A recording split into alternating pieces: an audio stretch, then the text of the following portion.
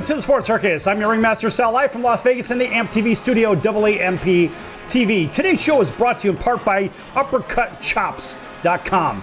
Check out their tasty selection of all-natural, dry-aged USDA Prime Angus and Wagyu steaks and chops. Wait till you try their best-in-class New York steaks, the filet mignon, and of course the king of all, those massive cowboy cut and tomahawk cut ribeyes. Probably the best I've ever had, likely be the best you ever had as well. Check them out at UppercutChops.com. That's UppercutChops.com.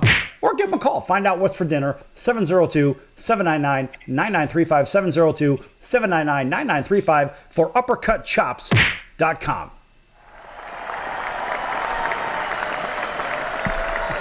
An astounding round of applause for those incredible steaks and burgers. The burgers are amazing. Everything USDA Prime.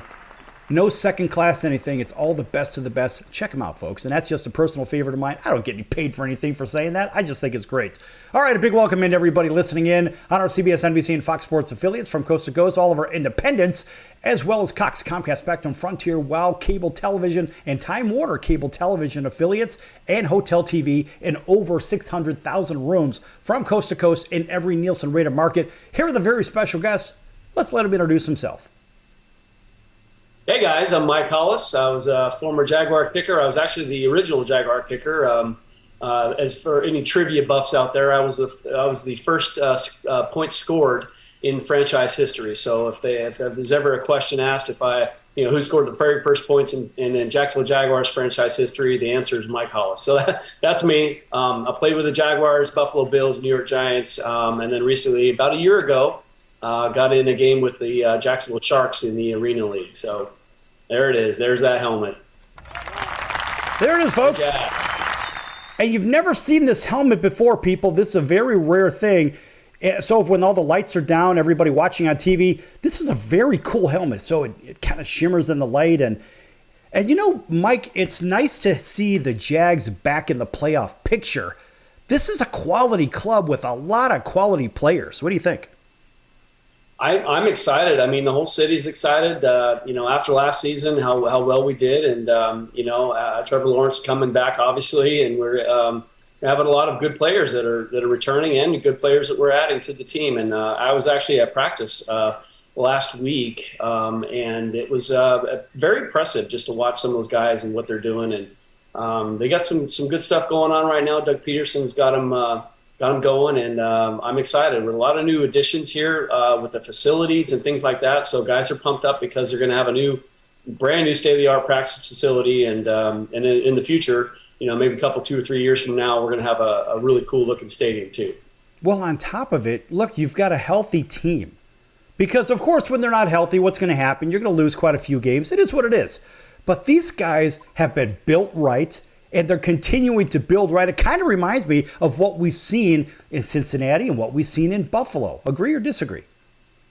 Yeah, I mean, it's just that, every year is different as far as injuries are concerned, but I think that, the game plan is good. I think Doug Peterson's got some great things going on in that stadium, and, just to keep the players healthy. And, obviously their programs are different than what I've been used to.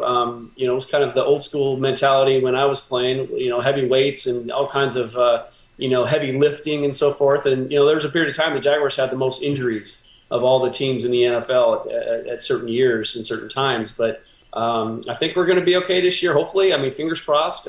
We get our star players healthy and keep them healthy, and keep the guys playing the whole season. We got to, have the players who contribute to the team and do what they're here to do. And, this tradition of Jacksonville, I say tradition, I'm talking about the early years when we were actually winning some games. We went through some hard times, and, I'm looking forward to this season. Hopefully it'll be, we'll pick up where we left off last year, and we'll get back to that winning seasons. Well, when Jacksonville started off, they started off gangbusters right out the gates. And of course you were with them at that time. And this was a team that, look, it was built with a bunch of really good players, but they were sort of in no man's land and right there on the brink. And so think about yourself as an original Jaguar, right? The original place kicker. And take that team and compare them to this club as to where they're at today. Where are they soft? What could they use? Maybe a place kicker. And of course, Where do you think they're going to be in, I don't know, a couple seasons? Well, I just comparing them to the teams that I was on back in the late 90s, the camaraderie and the leadership, I think, is a big deal. Trevor Lawrence has stepped up into that role. He's the one that's breaking the team down after every practice. And, having guys like that on the team is important. And I think one of the great things that Tom Coughlin did back in the days, the athletes we had on those teams in the 90s when we were winning a lot of those games, 96, 99, all the playoff runs we had in the late 90s. But we had guys on that team that may not have been the greatest athletes out there, but they were humble and they had a heart, and a drive for playing and just this camaraderie we had with our teammates back then, and we were accountable towards each other. And I think for a long period of time, the Jaguars kind of lost a little bit of that. I think they caught kind of, when Jack Del Rio came in, he wanted the athletes. It seemed like he didn't really care about the attitudes of the player, and that's a huge deal. Yes, the ideal athlete on the field would be a star athlete, but also with heart and drive to win the game and be accountable to the teammates and all that. But I think there was a period of time where we didn't have a lot of those guys on the team, and more or less a lot of individuals that were just kind of, playing if they wanted to play. They got their money, no big deal. So I think that the mentality now with the team that they have currently is more in the mindset of what we were back in the day. And I think we actually went to a rookie luncheon sort of thing. Doug Peterson actually invited the alumni guys to come visit them, and I think that's great because I witnessed a lot of guys in that luncheon that were very humble guys, very down to earth, and just making sure that they were there to get a position on the team clearly, but just the goal is common with everybody there. It's a little different when you got guys that are kind of there just because they got the paycheck versus guys that want to be on the team, want to make the team, clearly want to play in the NFL, really want to play for a team in Jacksonville with the Jaguars, and are humble team players. And I think we're getting back to that mindset of those kind of guys. Talk about the system, buying into the system, because a lot of times you'll see players will get drafted, right? Well, let's take the best athlete on the board. And in my opinion, out of a lot of people that I've talked to, me personally, I believe that is not the thing to do, because if you're not in the right system, in the right place, think about Brady, 199th, right? What if Brady was taken by one of the other teams? Well, let's face it, everybody passed on him 6 times, essentially, right? But again, right player, right system. Talk about the kicking game in the right system and the mindset of the special teams coach. Well, I think, special teams is 1/3 of the game. And I think some teams kind of overlook it in a sense where they're kind of like more or less, they'll get some athletes in there. And then, if anybody, and it's very standard across the board. The athletes that aren't starters typically are the ones that are going to be playing special teams. And if there's a lot of guys that make the team based on their special teams abilities. And I think that, this team here has a lot of talent. Definitely. And I think that, within the kicking game, it doesn't change for me as a kicker so much, other than just having my guys on kickoff coverage be responsible and accountable and take it serious. That's another point as well, that the guys that are fighting really hard to make the teams, they're the ones that are going to be shining on special teams, because a lot of players actually make the team just because they're special teams abilities, even though they're not starters on offense or defense, but they happen to be really good athletes on the special teams, whichever teams they're on. But that's the main goal is to have the same the guys on the same page and being accountable for each other. I say that a lot because it's very important. That's really what makes a team a team. You got to be accountable for each other, and you got to be responsible, and you have to do your job and not have to think about doing someone else's job. You just focus on what you do, and special teams is kind of that way in a sense where everyone's got their own individual job. It's kind of a different. It's not offense, it's not defense, but it's kind of like offense and defense in a way. But as kickers and specialists, we're just there to kick the football, and whether it's a punt or a kickoff or a field goal or extra point. We're there to do our job, but again, that's just what we focus on, and I'm not blocking for myself. I can't do that. I can't hold the ball for myself either. So again, you got to rely and trust that your teammates are going to do those things for you. And again, that comes back to that camaraderie I keep talking about. If you got guys in the locker room that are friends, and they do a lot of things together. There's a lot of leadership and humble guys that are hungry for wins and victories, and just to be a team player. You're going to have better success with regards to those fine things, that the snap and the hold and the placement and the kick and all that, and the punter punting it in the right spot, and the guys covering, going to the right areas and doing the right schemes that the coaches designed them to do during those plays. And I think that when you have those humble guys that listen and are responsible for doing what the coaches are telling them to do, then and that you start winning games and you start playing well and things are clicking. But when you have individuals out there, I think that there's a kind of a selfishness, like, oh, I can make this play better, I'm going to go around this guy instead of going through him, or whatever the case may be. And of course they're going to get yelled at in the team meeting on Monday, but that's the name of the game. And some guys are like that. They just rather do things on their own. And I think there is a certain process. Doug Peterson and all the special teams, coaches and things like that, and on every team, really, they've been around a while, and they've seen, they know the X's and O's. They know what plays are going to play and what schemes are working best or not. And they want you to, obviously do what they're saying clearly, and not be, on your own, because that's when you get separation with regards to that accountability. Mike, I want you to hold that thought. On the same page. Hold that thought. We're going to be back here on the Circus in just a minute, folks. Don't go anywhere. Attention business owners. You and your customers are listening to this right now. Face it, every business needs customers, even yours. The Sports Circus is a primetime, nationally syndicated program that's carried on ABC, NBC, CNBC, and Westwood One News affiliates, plus CBS, Fox, and NBC sports affiliates across North America, with coverage from Hawaii to New York. Also, the Sports Circus is available to the 180 million subscribers on iHeartRadio, and the Sports Circus gets about 4 million website visitors per month, which could click through your website and bring sales. The Sports Circus provides great content featuring celebrity guests from sports and entertainment to our audience every weekday, which your company could greatly benefit from by increasing your visibility, foot traffic, eyeballs to your website, and calls from potential customers. Call us right now at 702-799-9935. Again, 702-799-9935. Or email us at info@thesportscircus.com. That's info@thesportscircus.com. Drive your sales today by advertising with the Sports Circus. So, you want to be in show business. Do people tell you that you're really funny, you have a great personality, and you should have your own talk show? Many of us have been told that, but we don't know how to get started. It's easier than you think. Let the pros at Cali Vegas give you a free talent evaluation. Call 949-445-1119 and learn how quickly you can create, produce, and host your very own talk show. Imagine not having to sit in traffic every day, commuting back and forth to the same old boring job.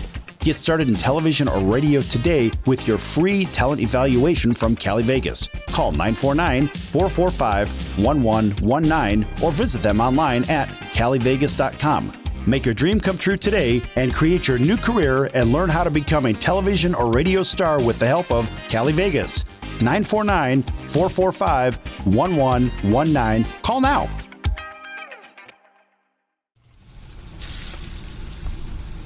That's the sound of sizzling, dry-aged USDA Prime Wagyu and Angus steaks from UpperCutChops.com. Their best-in-class filet mignons, New York steaks, and the king of all steaks, the tomahawk and cowboy cut ribeyes are the best in the business. Even their Prime Wagyu burgers will likely be the best you've ever had. Browse the full selection of steaks and chops at UpperCutChops.com from the comfort of your home or on your mobile device. UpperCutChops.com delivers all-natural, dry-aged USDA Prime Wagyu and Angus steaks and chops directly to your door, without the hassle of going to the grocery store and fight crowds to pick from a small selection of average at best meats with injected steroids, fillers, and coloring added to look good. Find out what's for dinner at UpperCutChops.com or call 702-799-9935. That's 702-799-9935. 702-799-9935. Or make your selection directly at UpperCutChops.com.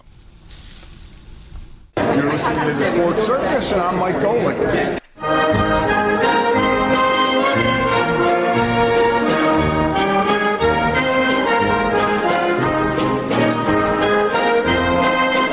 Welcome back to the Sports Circus. I'm Roy Firestone. Now it's time to throw it back to Sal.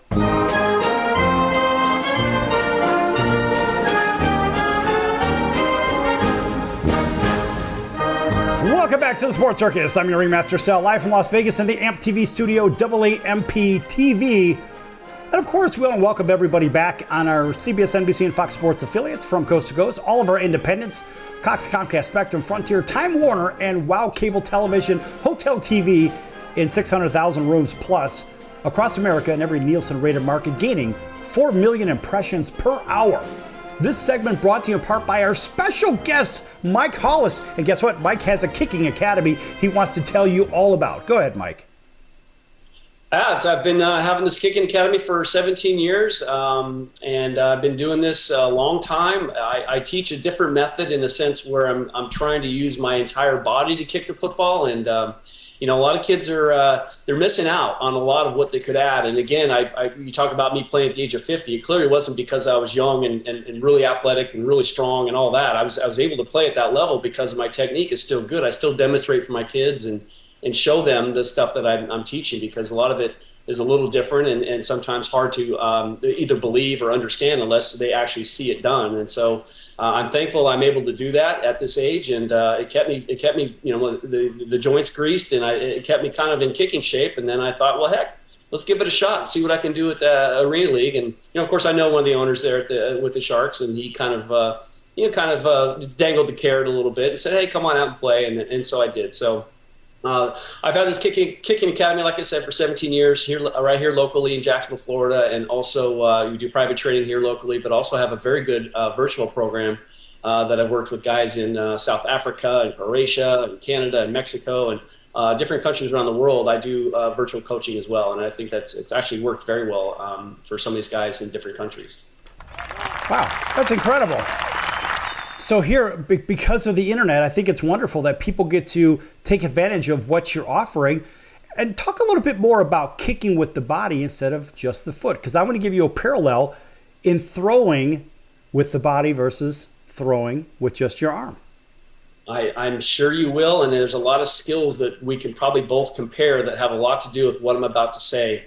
The biggest example I can give you is if you've seen the movie Happy Gilmore, you'll understand why Happy Gilmore has such an incredible driver, right? It's a fiction movie. Clearly, it's a comedy that, it's not very, I say very realistic, because maybe in 20, 30 years, golfers will actually be running up as they hit a driver. Who knows, but that's what made Happy Gilmore so strong on his drives, is he was able to add forward momentum with the swing. And that's when people say, well, yeah, I compare kicking to golf. Oh yeah, it's the same.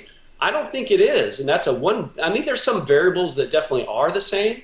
But with regards to, that forward momentum, golf is a very stationary skill. So the golfer is standing where a kicker's plant foot would be. And so if I'm standing in one spot kicking the ball with no momentum whatsoever, I should probably have a huge backswing. I should probably rotate my hips and do everything I can to generate as much of my body into the kick as I can without momentum, because I don't have momentum. But if I do have momentum, which kickers do, why don't you use it? And I'm telling you, most of the kickers out there are athletic steering type of kickers. And what I mean by that is they line up to the side, because we're all pretty much soccer-style kickers. And for a right-footed kicker, they're standing 2 steps to the left, we'll say, of the ball. Well, as they stand there before the snap is coming, or before they actually make their first movement to kick the ball, they look at the goalpost or the target, and it's left of them. So naturally, their brain says, well, I better do something left to make the ball go left.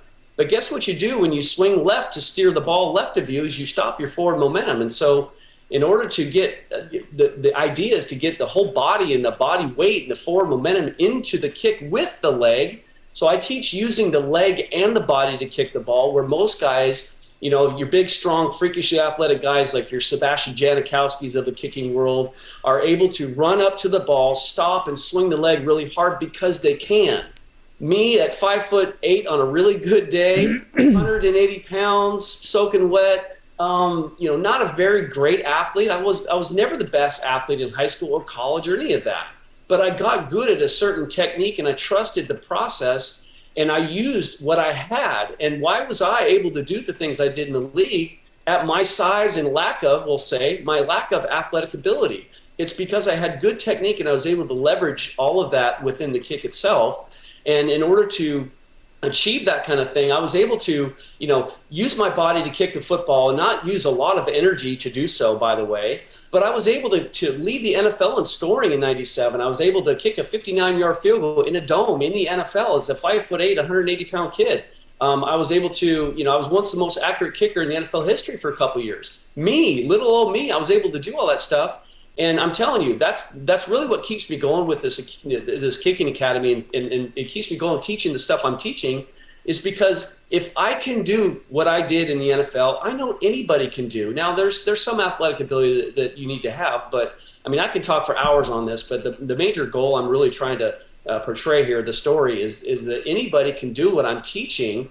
It's just a matter of accepting it. And when guys feel comfortable kicking the way they do, it's hard to get a guy to stop swinging so far laterally and tell him to do a little bit some more forward momentum type of kicking, because it doesn't feel comfortable. But again, if you went into a golf lesson and you swung the club and the guy didn't tell you to do anything different and you felt good doing what you were doing, it wouldn't be a big deal. And the guy would come, the golfer would say, "Well, I felt good. It felt comfortable. It was normal." But if you go to a camp or anywhere where you're teaching or learning some stuff, if you don't feel awkward at times or something's different, then what are you doing? There's nothing you're learning.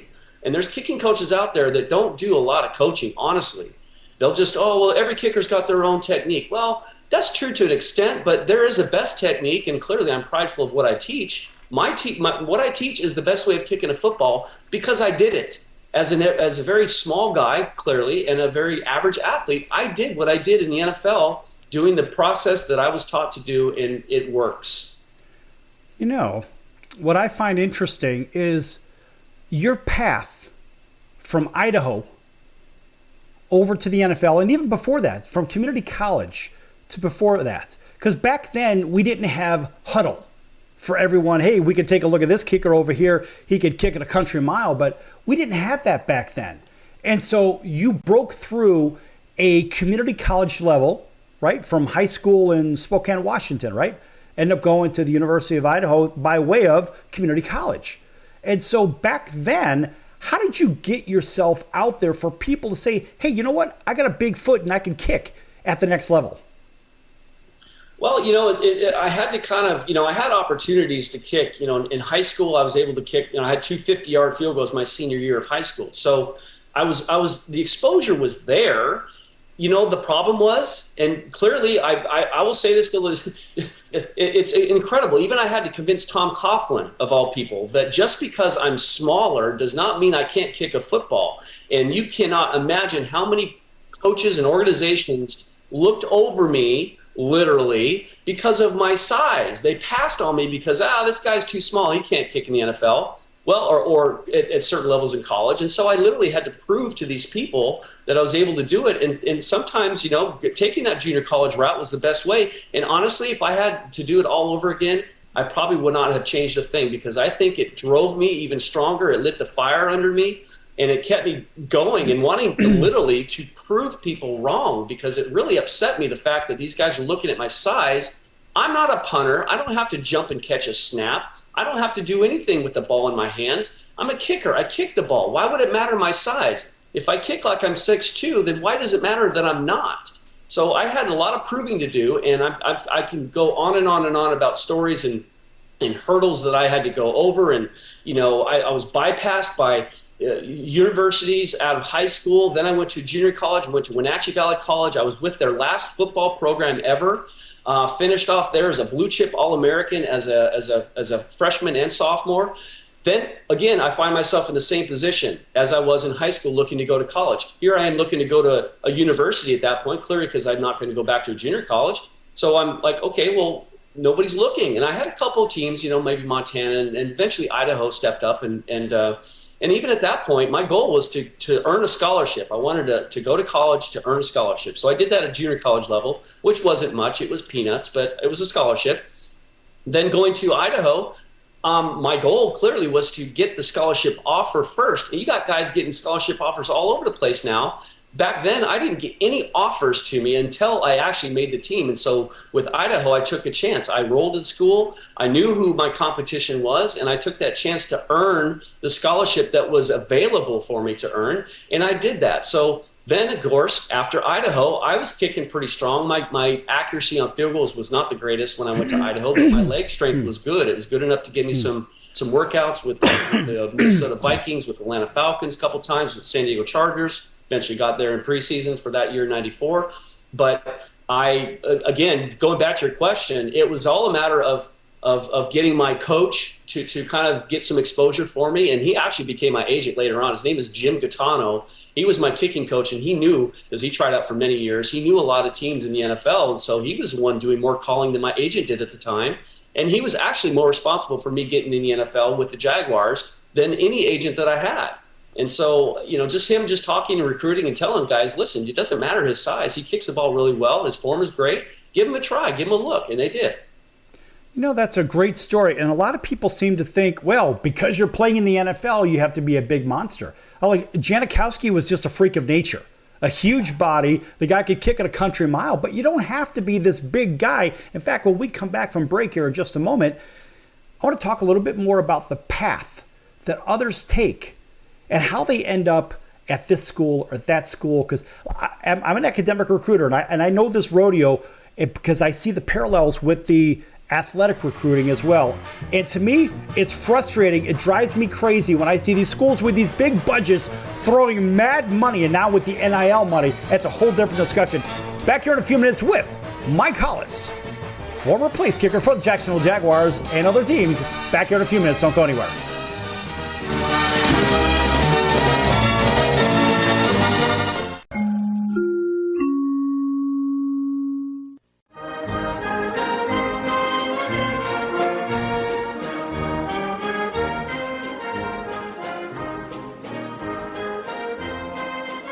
Welcome back to the Sports Circus. I'm Roy Firestone. Now it's time to throw it back to Sal. My favorite one had to do with the Green Bay Packers. And I love the fact that they dealt off Ty Montgomery because of a blown assignment. Green Bay isn't Green Bay unless they have a good running game. Then they can win 10 Super Bowls. The fact is, you don't have a running game. You've got 70% passing, and that's not where Aaron Rodgers needs to be. He needs to be in a position where he's got a running game to offset the passing game and so forth. I like the move. Green Bay didn't have a running game anyway, so all they're doing is saying, we're going to get rid of you because you don't follow instructions. Well, he made one of the most boneheaded plays I've ever seen. There's 2 minutes and 5 seconds on the clock. They traded him on Tuesday. They should have cut him on Sunday night. He shouldn't have been on the plane back to Green Bay. Right, they should have made him walk back to Green Bay. No, it was a terrible play. Now, he's not a stupid guy. He went to Stanford. Really? He's not a dumb guy. He's not a dumb guy, but he doesn't follow instructions. He made a terrible play. The fact is he didn't follow instructions. And you say he's not a dumb guy. His own agenda he put ahead of his team. I agree. Thus, he is a dumb guy. Right or wrong? Wrong. He just got selfish. You're not going to convince me that a guy from Stanford's a dum-dum. No!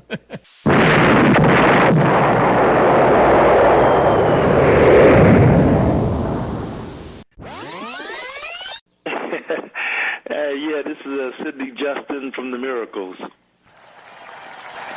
So you heard yesterday's show at Roy Firestone. Didn't you hear a little clip about him going into the office where Smokey was at? And that was really good material, wasn't it? Yeah, that was really funny, man. Yeah, and then you heard him. I thought it was hilarious.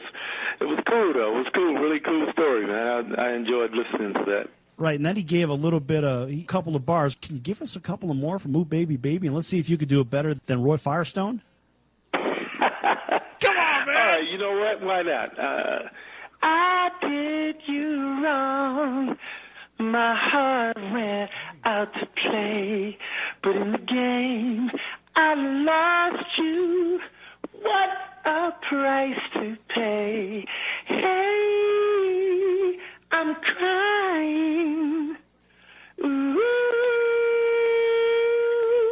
baby, baby. How's that, man? That's Is that okay? Is that good enough? That's incredible. That's fantastic. You know why? Because that's what you do. You're in the incredible business, Sid. That's awesome. Yes. Only on the Sports Circus. You're going to get sports. You get music. Hey, everybody. This is Barry Katz from the Industry Standard Podcast, and you're listening to the Sports Circus with Sal Tuzzolino.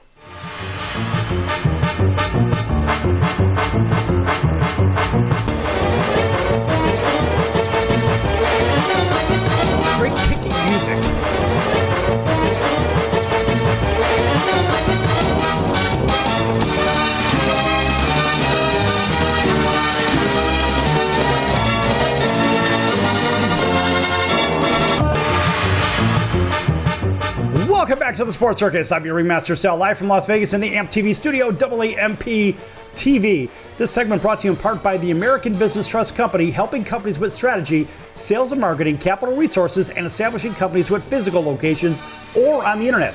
For more information, contact them at info@abtrustco.com. That's info@abtrustco.com.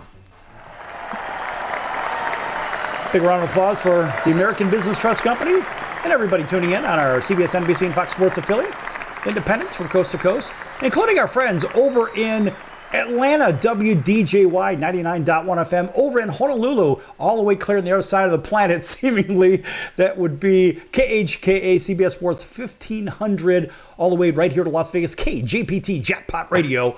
And, of course, a big hello to our friends in Auburn, Alabama, WAUD, home of the Atlanta Braves, and a whole bunch of others from coast to coast. And we're going to wave to our friends and family along the way. Hey, I know, Mike, you're waving to somebody over there, so I just thought I'd mention that because everybody on TV, they can't see you yet because I'm not switching the camera until just now. Now you can go ahead and wave to them again so everybody can see that. Right?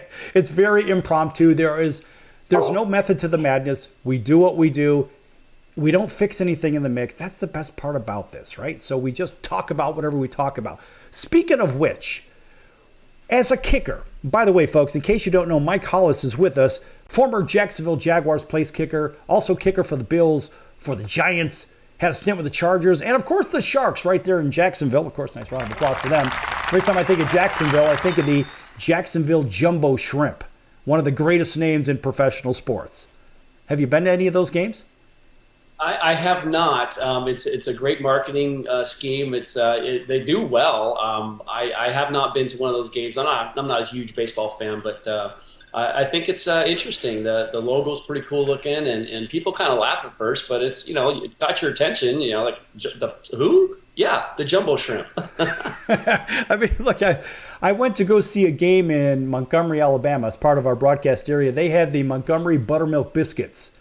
So the Montgomery Biscuits clearly have one of the funniest and craziest logos I've ever seen. I'm going to see if I could pull it up while I'm talking to you here. See if I can multitask just a little bit more, because that's what we do. And I remember when I went to a game, it was a handful of years ago, they have this really cool logo. And some of the logos for the mascots for the teams, baseball, football, basketball, hockey, they're not really the best. But this one, clearly one of my favorite ones. I'm trying to find it right now. So, folks, hang in there with me. They're the Montgomery Buttermilk Biscuits. And so let's go ahead and let's do a quick search. So you could search along with me in case you want to do the same thing. But, folks, this is a fun one, and it's certainly worth the wait for everybody watching. And so let's go ahead and let's get that up on screen so everybody can see the Montgomery Biscuits logo. Or it's their mascot. And so, all right, here it is. All right, check this out. It's a buttermilk biscuit with a slab of butter in its mouth. Is that not that's one of the funniest mascots I've ever seen of all time. That is clearly the leader all the way up. The one that, in my opinion, that took first place ahead of that one was out of suburban Chicago, where I'm from. And they had a baseball team over in Joliet. They're called the Joliet Jackhammers. And it's largely because road construction, there's two seasons in Chicago, right? Winter and then construction season. Right, and that's it. But the Jackhammers was my favorite until I saw that buttermilk biscuit. And of course, what do? During the game, you could buy buttermilk biscuits. I mean, that is the coolest thing ever. How would you like to have that on your helmet as a player? Of course, if they paid you, right? Yeah, exactly. Yeah, I would definitely have to be paid to wear something like that. But again, it is what it is, and it's still a sport, still baseball. There's a banana something or other out there. The Savannah Bananas. Really funny. What team was that? The Savannah Bananas. That's what it is. Yeah, that is a very different baseball experience. I saw a video. In fact, I even posted it on social. You may have seen it because we're Facebook friends. You may have seen there was a guy that he was on stilts, like straight out of the circus. Not this circus, but the local circus, I guess.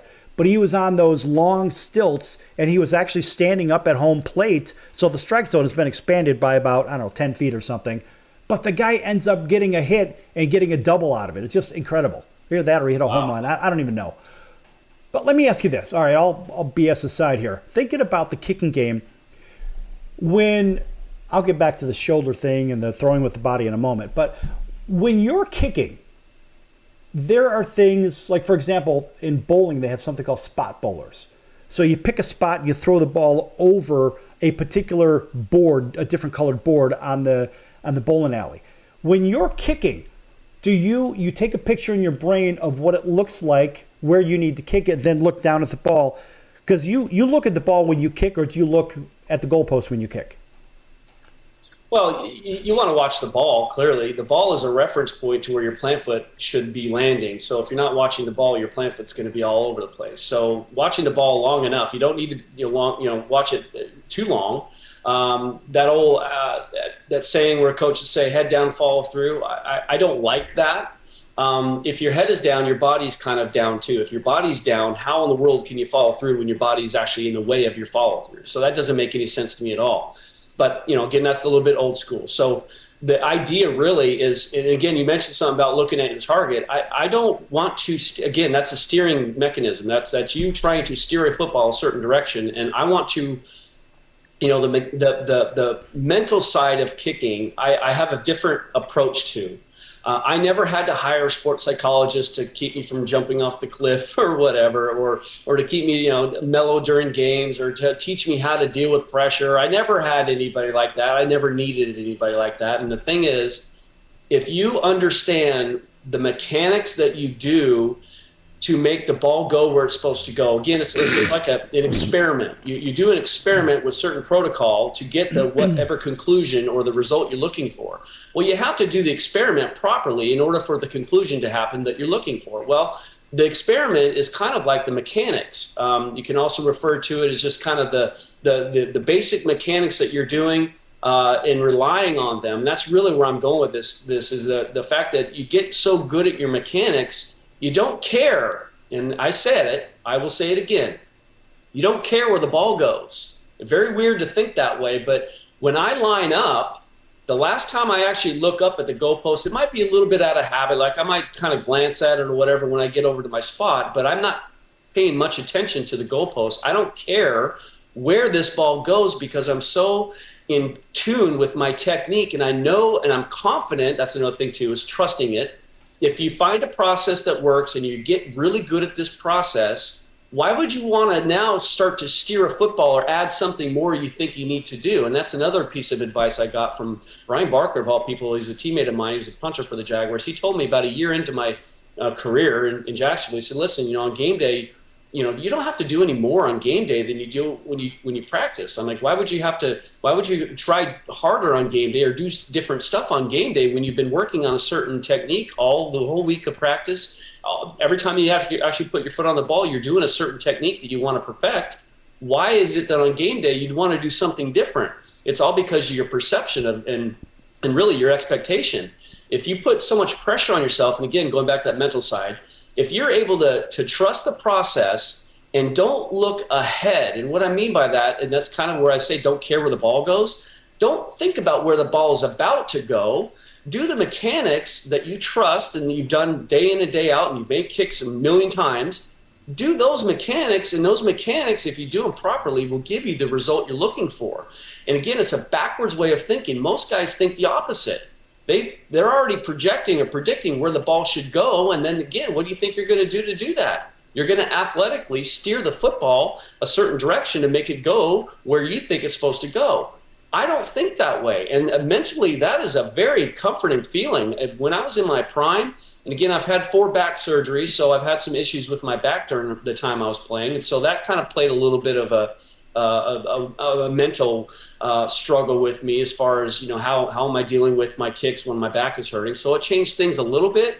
But when I was in my prime, when I was kicking really good, there's a few 2 or 3 years in the middle of my NFL career where I was on fire. And it had a lot to do with my trust in my technique and my form and not caring where the ball goes. And it's, again, that comforting feeling I keep referring to is just that knowing that my lineup is the form and technique, of course, my lineup, it starts with my lineup. If my lineup is good, and this is literally what I was telling myself during that time I was kicking really well, after I would do my lineup and I'd aim then, of course, I'm not aiming when I kick the ball, but when I line up, I aim. Now the aiming is done. Now I just pull the trigger, essentially. So I tell myself, all I have to do is put my foot on the ball with, well, of course, with proper technique. But that was just my way of saying, calm down, just put your foot on the ball. You've already made the kick. And so if you trust that technique and that process and you're able to just to calm yourself down and say, you know what, why would I treat this kick any different? Like this, people ask me, like, why on game days, why do you know, how do you deal with the pressure on a game-winning kick? So, well, it's no different than the first kick of the game because they're all the points are important. It just happens to be at the end of the game when it actually matters now. But again, why would I do anything different? It's the same process. So that's really how I go with it. You know, that's a great perspective. A lot of people don't look at it this way. That's the reason I mentioned that whole idea with that spot bowling thing. Pick a spot, just execute. You've already thrown the ball. All you're doing is executing at this point. That's it, because you know what you're supposed to do, when you're supposed to do it, how you're supposed to do it. So just do it. It's not that difficult. Back here with Mike Hollis, former Jags kicker, Bills kicker, Giants kicker, Sharks kicker. He's a great kicker, folks. Believe me, he led the league in scoring. Back here in a few minutes on The Circus. Don't go anywhere.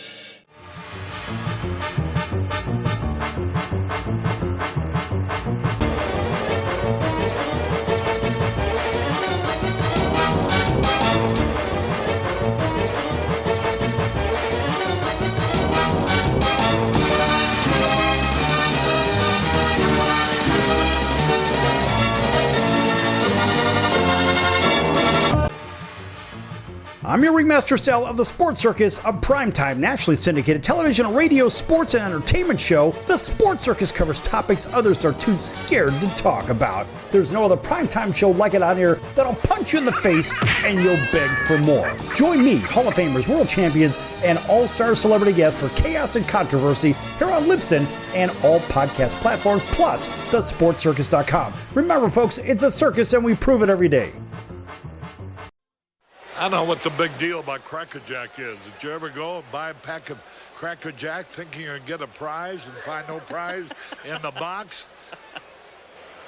That might not sound important to some people, but when you're a little kid, especially from a humble origin, and they cheat you out of a prize, it's hard to think in laudatory terms of the product. You got that right. And boy, when a box of Cracker Jack to me meant a lot of money. That's the most asinine marketing I've ever heard of. One ball, one strike. These guys say, well, you sing about Cracker Jack. I said that I only sing it because it's in the song. Here's a pitch foul back. And I wouldn't be a bit surprised, even to this day, some youngsters who buy a box of Cracker Jack don't find a prize in the box. One ball, two strikes, 2 out. Well, if you're going to talk about our congressman being crooked, why not talk about commercial products that don't do what they represent to do? Can't beat fun at the old ballpark, friends. High pop fly. That would be a home run in a phone booth. There's a drive, way back, it might be, it could be, and it is. Holy cow! This crowd is wild. Hey, this is Tommy John, and you're listening to the Sports Circus.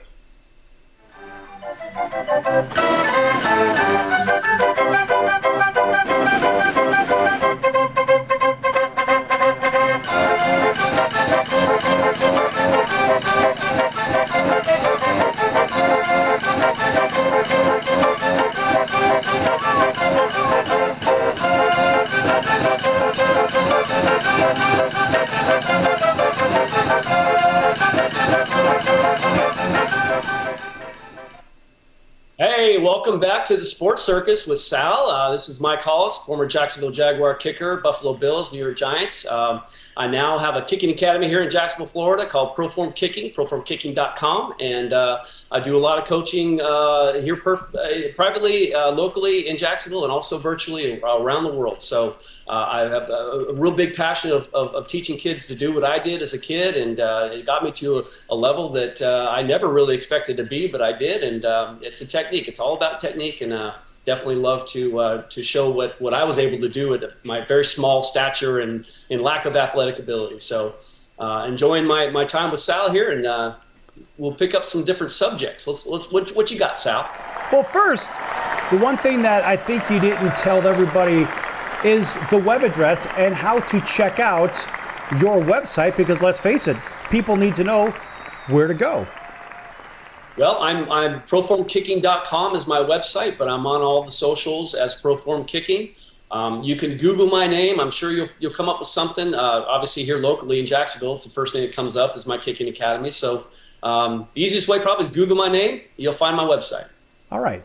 That's good stuff. And again, we always give the applause because we can, right? You got to like that idea. I don't know. I like it. So whatever the case.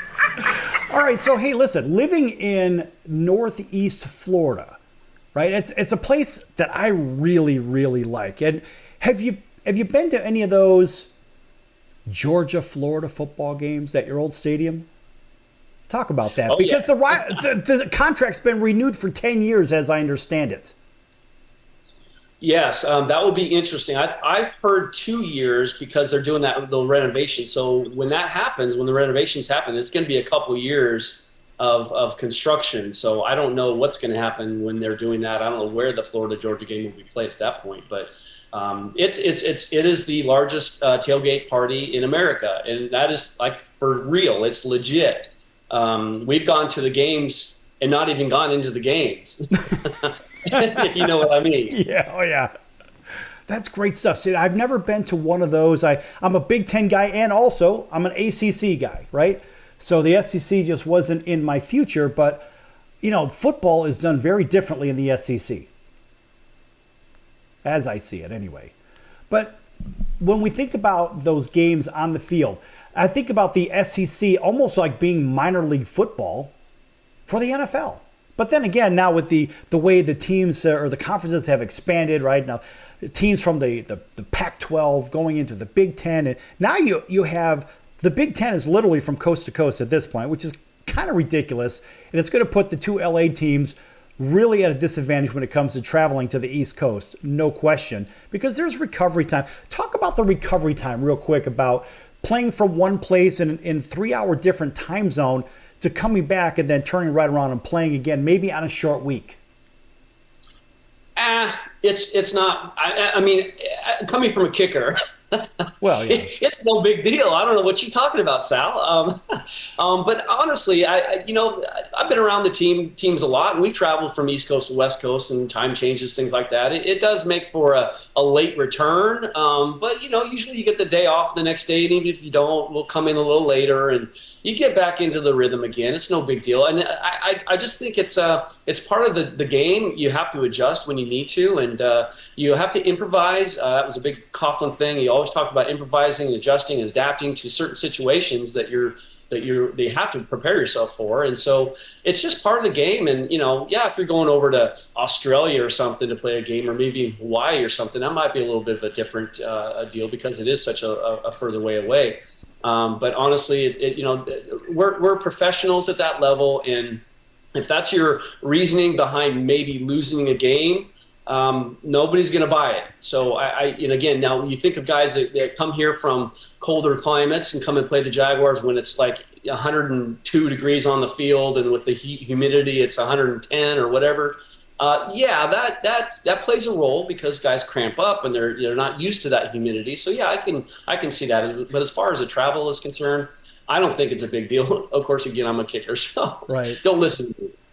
So okay, out of all the times that you've kicked, out of all the different places you played, the teams you played, the hostile environments you've played, what team in and you could say this, it's just us, it doesn't matter, that's taken a little extra liberties in going after the kicker, maybe, I wouldn't say in a way that they shouldn't have, but maybe after the whistle. Have you seen that happen in all your years of playing?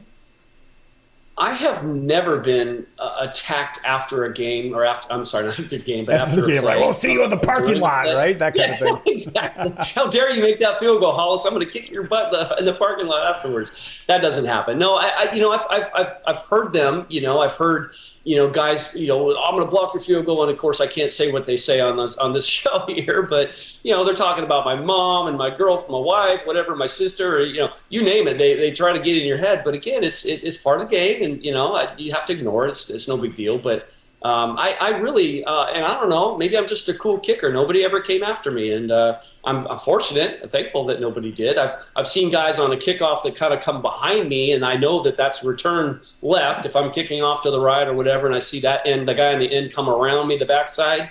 My head's now on a swivel, and I'm calling out left return, making sure everyone knows it's going left because that guy's going over there. I clearly know that. So. But I've never been, purposely attacked on the field at all. Ever. Have you made the game-saving tackle, the touchdown-saving tackle? I've made 11 tackles in my career. I tackled Herschel Walker one time. And it probably was a game. Well, actually, there's a penalty on the play. They had a holding penalty, so it doesn't really count. If you look, I have video of it, so I do have video evidence of it. I did bring him down. You brought down Herschel. Now, we had Herschel on this program, and he still claims today that he could beat Bo Jackson in a race. Oh, yeah. Well, I wouldn't doubt it. The thing with Herschel, and I'll never forget it, because you as a kicker, you're kicking off and you see this hole kind of opening up and you're like, uh-oh, here he comes. And then here comes Herschel. And the lead blocker had gone off somewhere else to some other guy, which left just me and Herschel. And I could just look in his eyes as he's coming at me. And usually they do a little bit of juking or something. Herschel just kind of looked at me and just went a little bit to the right. And I said, okay. And I grabbed onto his leg and he dragged me like 5 yards. But eventually he gave up and fell down. I mean, it was actually a little quicker than that. It wasn't that bad. But I draw it out a little bit like that because I am a kicker and I make fun of myself sometimes. But I was a good athlete. Tom Coughlin one time called me a football player, believe it or not. He in one of the press releases, a press conference after the game, he said, Mike Hollis was a football player. And that was one of the greatest compliments I've ever received. And just to know that he knew that I was out there, for my teammates and wanted to really, do the best I can. And I'm not going to be the kicker that kind of, fluffs the tackle or just kind of runs out of bounds or whatever. I'm not. That's embarrassing for me. And I grew up in a neighborhood with a lot of athletes and a lot of kids, and we played, tackle football with no pads or nothing. And I remember, actually, if you remember the name, Tamarick Vanover, I've tackled him once for sure. He's a big guy, right? I know I got him once. I think I might have assisted another tackle of his, but this one particular tackle that I got, and believe me, these things happen in a split second. So what I'm talking about is this guy's returning the ball, and I'm like, uh-oh, here he comes. And he literally, I'm kind of low. I'm small anyways, but I'm low too because I'm going to go low. I'm not hitting you high. And so he tried to jump over me a little bit, and at the last second, I reached out and I grabbed the top of his shoe as he was trying to step, and that's what tripped him. And immediately, and when I say these things happened instantly, that's what I'm referring to. The memory of me tackling my neighborhood buddies just exactly like that popped right in my head the second that I made that tackle. It was just an incredible experience because it really is a classic example of... he was a hell of a player, too. Yeah, exactly. Doing things as a kid, but remembering how to do those as a kid when you're actually playing in the NFL. It was a crazy experience. But yeah, Tamarick Vanover was a big, big dude, and he was not happy that I tackled him that time. He was mad. Well, think about this. When we were kids, I mean, look, you and I are about the same age group. And what do? We played kill the guy with the ball in the neighborhood, stuff like that. And you just tackle. It didn't matter how big or small you were. It just, hey, look, if you got the ball, run for your life. Because everyone's coming to get you. And it's not like the guy that's popping off on the field, right, that's saying, you can't get me, you can't get me. It's like, hold him up so everybody can tag him. We had a conversation like that with Kevin Green, and that was a lot of fun. But the reality is everybody's equal at that time. If you got the ball, run for your life, and let's face it, you're only in the playground of that area, that's it. And that's all you've got. If it's in front of someone's house, you can't go across the street. No, you got to stay within the play of whatever the hell you're in. But unfortunately for some guys, they'll talk a little smack. And those are the guys that end up getting tagged by everybody, right? Absolutely.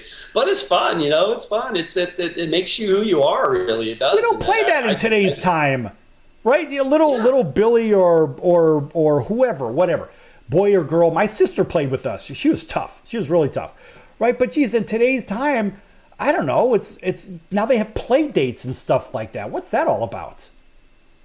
Don't get me started with that stuff. I just did. Grew up in a different era, and we can go into the whole Pride Month and everything like that. Which, okay, it is what it is. But man, they are taking it way too far. Right. Well, listen, we only have about 2 minutes left anyway. Hey, is there anything that is of particular interest to you that you want to get out there? Maybe you want to, I don't know, say hi to your friends or family or plug a certain thing. Maybe, I don't know, whatever the heck it is. This is the forum to do it. You got a little bit of time. Well, I do other stuff. I'm actually involved in a company called 3 International, and they are brand new, essentially. It's a direct sales company, but we opened up in 14 countries when we opened the doors on, well, not the doors, but the computer, because it's all online sales. But February 20th of 2023, just a few months ago, and the company did $50 million that first week that it was involved in this e-commerce platform. So we have, a lot of, we're in the phytonutrient kind of health and wellness space. What really separates us from the rest is our delivery method. We have a 90 to 100% delivery method. We have 10 patents that we use in our products to actually push the nutrients from our products into the body's cells, which make us better people, feel better. A lot of the products on the market right now are standard delivery, which you're not getting maybe 20% absorption rate. We have 90 to 100% with really good products as far as materials, the collagen, the Eternal, the Vitalite, the Purify, the Immune. We have in all different areas of your life and your concern for your health. We cover all the bases with regards to what the products do, and it's an awesome opportunity. I have a website called 3nutraceuticals.com that I've kind of created as a kind of a landing informational webpage that you can go and look and see what it's all about. I'm having incredible success with it, and my passion is with health and wellness, and I've been in sports all my life. I want to stay young. I want to live till I'm 150 years old if I can. But also my passion is to help other people do the same thing I'm doing. And we're getting a lot of people more healthy. There's all kinds of testimonies on a daily basis. We get new testimonies. People are getting healthier and they're getting wealthier by having these products in their possession and using that e-commerce platform and selling those products. Hey, Mike, what's the web address real quick before we get out of here? It's called 3nutraceuticals, TRHEE, nutraceuticals.com. All right, 3nutraceuticals.com. Check that out. Mike Hollis, thanks for joining us today. Mike, we're going to bring you back. This has been a lot of fun. And hopefully you'll be ready next time with a little bit more on 3 Nutraceuticals and a lot more that's going on in your world. So for Mike Hollis, I am your Ringmaster Sal. We'll see you in about 23 hours right here on your favorite station. So long, everyone. That's the sound of sizzling, dry-aged USDA Prime Wagyu and Angus steaks from UppercutChops.com. Their best-in-class filet mignons, New York steaks, and the king of all steaks, the tomahawk and cowboy cut ribeyes are the best in the business. Even their Prime Wagyu burgers will likely be the best you've ever had. Browse the full selection of steaks and chops at UppercutChops.com from the comfort of your home or on your mobile device. UppercutChops.com delivers all-natural, dry-aged USDA Prime Wagyu and Angus steaks and chops directly to your door, without the hassle of going to the grocery store and fight crowds to pick from a small selection of average at best meats with injected steroids, fillers, and coloring added to look good. Find out what's for dinner at UppercutChops.com or call 702-799-9935. That's 702-799-9935. 702-799-9935. Or make your selection directly at UppercutChops.com.